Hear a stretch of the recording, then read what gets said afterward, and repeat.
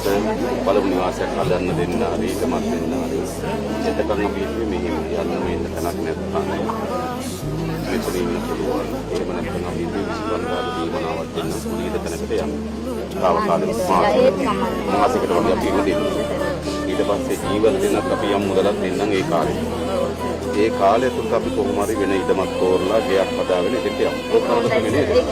ඒක නමුත් නේද අපි කරන්න ඕනෙම නේද? අපි ඒක බලන්න. අපි ඒක කරන්න. ආදී ආවෙත් ඒකට මාත් අපිට කතා කරන්නේ ගමන.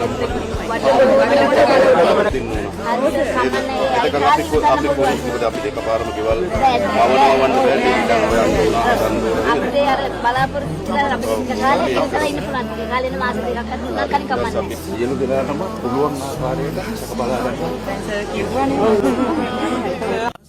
සිටින්නට මිනිසෙක් එනවා උතුරේ දකුණේ සදිසාවේ හදේ පැතුමනේ මිනිසාවේ